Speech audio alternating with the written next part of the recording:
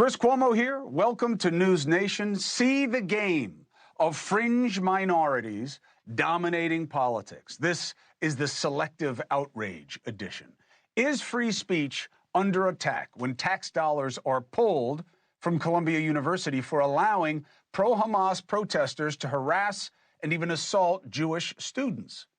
Another question, how about when ICE tries to deport the campus protest negotiator Mahmoud Khalil?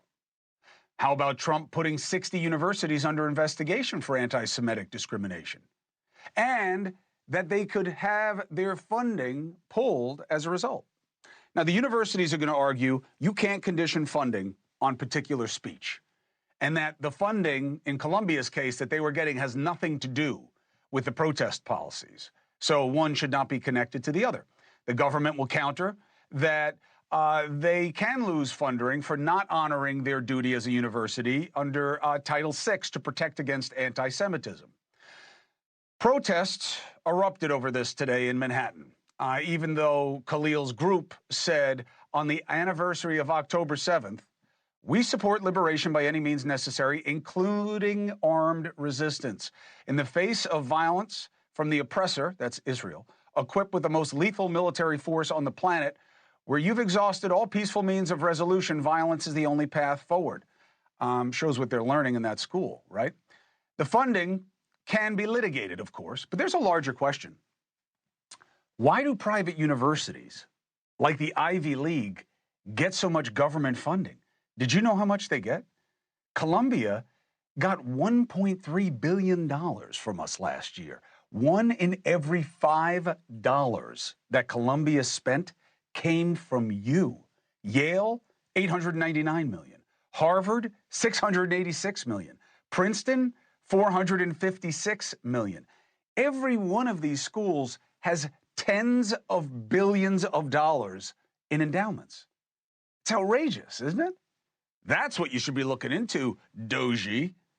But of course, the outrage that you see happening on Columbia campus is selective, meaning it's tailored to the pro-Palestinian agenda on the political left. Now, I'm not saying don't protest or that there's no cause. Gaza is a horror show. It's an embarrassment to all humanity. And Israel's biggest mistake to this point, and it's continuing to make it, and even making it more egregiously, is messing with aid. And they're doing it right now, even more so by cutting electricity. Now, Israel says they're trying to pressure Hamas, but we all know the innocents bear the brunt of the deprivation.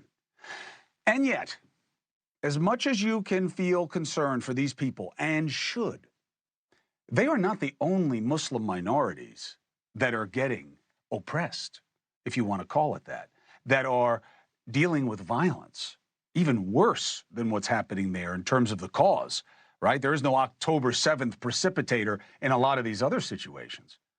I wonder, are they outraged on Columbia because the Jews are involved? Is the lack of outrage with the other groups because the Jews are not involved? For example, where are the protests about Syria? Where's AOC and the rest of the squad? There's a terror group in charge in Gaza, okay? What about what's happening in Syria? Syria is actual ethnic cleansing.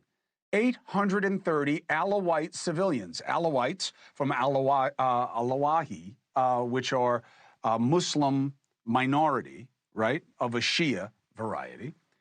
They are Assad's supporters. So this guy Jelani, who's no longer in league with ISIS, is just doing exactly what ISIS would. Ethnic cleansing a minority that doesn't agree with their beliefs. 830 civilians killed in recent days, including women and children. There are reports of Sunni militants roaming house to house, wiping out entire families in summary executions and pillaging entire neighborhoods. Crickets. Crickets here. 1 million plus Uyghurs, the Muslim minorities in China, detained in re-education camps, then put into forced labor camps. Over 1 million. Forced sterilization. Children systematically separated from their families. And as one Chinese official said, the actions are to, quote, break their lineage, break their roots. Crickets. Why? Chinese are not as offensive and oppressive as the Jews. What about the Christians in the Congo? Islamist terrorists killing Congolese Christians in the eastern part of the country to create a Muslim caliphate. Thousands have been killed, thousands displaced.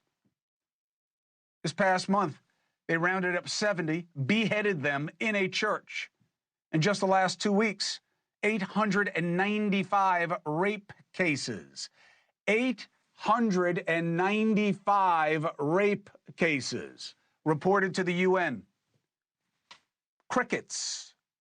Why? Selective outrage. Now, their best counter is, no. We care about Gaza particularly because the United States is financing the fiasco there. But that's weak sauce, okay? You either care or you don't. I would argue the lack of consistency points to political convenience. And before you applaud me for exposing the left, the right plays the same game. These two parties, as bad as they were to begin with, this binary battle to the bottom, they are now each co-opted by their fringe that are magnified minorities on social media. That's why so many of you don't even connect with these parties anymore. Two examples on the right, Ukraine and tariffs. When I was out of TV, I watched the left and right united by the blue and gold. Ribbons on trees all over the country, everybody wearing them. They're just like us, fighting an oppressor in Russia, just like we fought England. And then Trump comes back, reminds the ranks that he hates Zelensky for the perfect call that got him impeached. And suddenly, the right starts talking about Ukraine like it was Russia. Selective outrage based on political convenience. In their case, fealty to Trump. And on tariffs, the GOP for decades has opposed tariffs. Why? They're the party of free trade.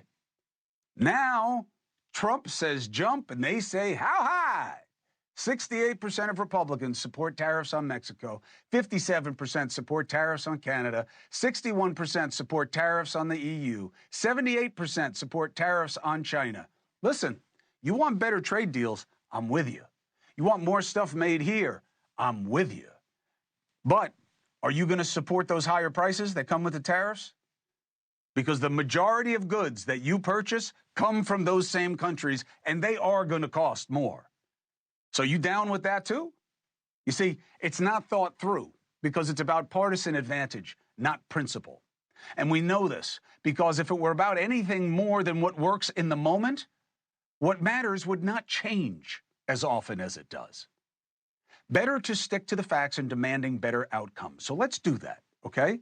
Let's stay with this last example about the nature of our trade relationships and what it's going to mean specifically with Canada. Why?